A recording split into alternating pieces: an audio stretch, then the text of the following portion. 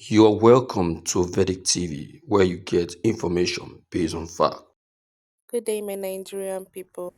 Good day to everyone out there. How na day? Today's matter arises and says, Group demands Nnamdi Kanu's release. 600 billion compensation. Who is giving who 600 billion?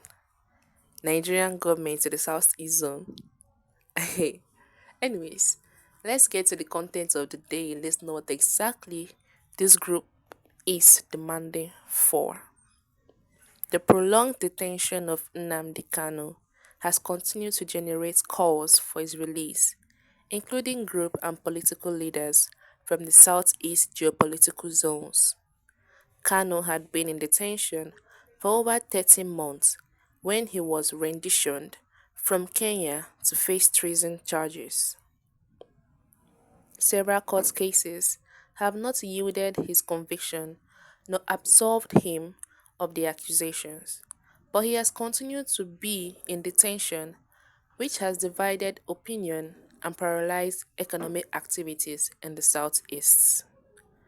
Every Monday, his supporters in the indigenous people of Biafra and sympathizers enforce a sit-at-home to force his release.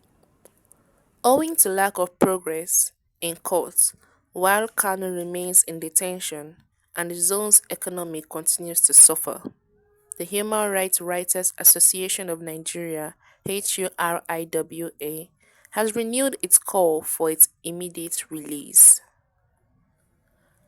It calls for his immediate release, demanding a compensation of 100 billion naira for his unconstitutional detention and dehumanization. The group has urged the federal government to compensate each of the southeast states with 100 billion naira to address the region's economic devastation caused by insecurity, mass arrests, and systemic neglect.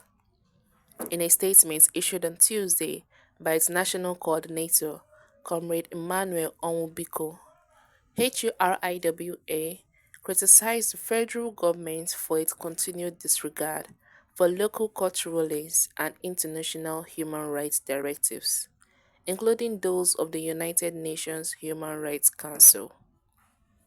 The group said Mazi Kanu's 30 months of detention without lawful cause represents a grave miscarriage of justice that undermines Nigeria's democracy and respect for the rule of law. The prolonged and unconstitutional incarnation of Mazi Nnamdi Kanu is not just a personal tragedy, but a stain on Nigeria's commitment to justice, human rights and democratic principles. We call for his immediate and unconditional release, as directed by multiple court rulings, and demand a public apology from the federal government, alongside a 100 billion compensation for the dehumanization he has suffered, HURIWA stated.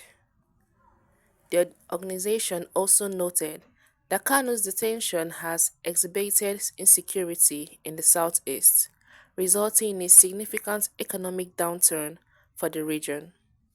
HURIWA estimated that the insecurity triggered by the government's heavy-handed approach has caused the southeast billions in lost revenue, disrupted education, and heightened unemployment among the youths.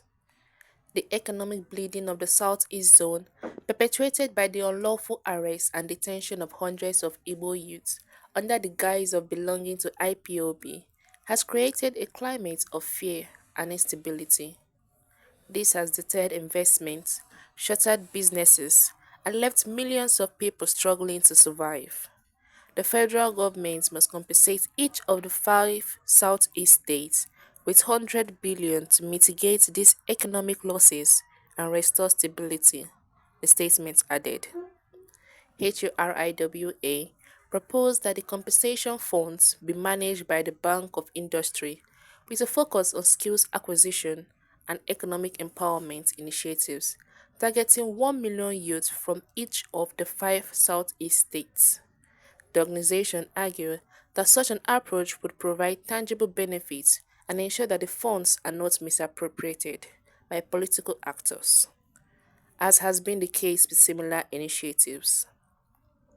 While the federal government has reportedly approved a 300 billion takeoff fund for the Southeast Development Commission, the history of zonal development commissions such as the Niger Delta Development Commission (NDDC) raises serious concerns about transparency and accountability.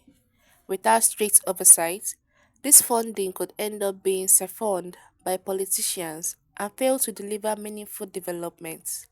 We urge the government to explore alternative mechanisms to ensure effective utilization of these funds, HRIWA warned.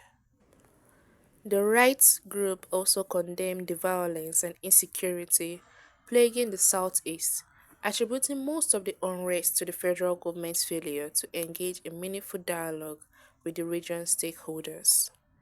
HRIWA called for a comprehensive peace building strategy supported by the United Nations to restore security, stability, and economic recovery in the Southeast. To end the cycle of violence in the Southeast, the government must adopt a multi pronged approach that includes dialogue with aggrieved groups, the release of political detainees, and investment in infrastructure and human capital development. We also call on the United Nations to assist in facilitating peace building efforts and ensuring that justice is served by the people of the Southeast, the statement read. HURIWA stressed that addressing the grievances of the Southeast is essential for Nigeria's unity and progress. The group urged President Bola Ahmed Tinubu to rise above partisan politics and demonstrate statesmanship by initiating policies that promote equity, fairness, and justice across all regions of the country.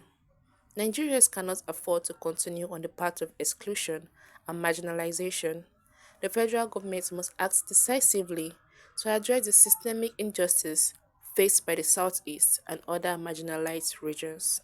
Releasing Nnamdi Kanu and compensating the Southeast states for their economic losses would be a significant step toward national healing and reconciliation, HURIWA concluded. They've spoken, the federal government has heard, and they've listened and will wait for their response.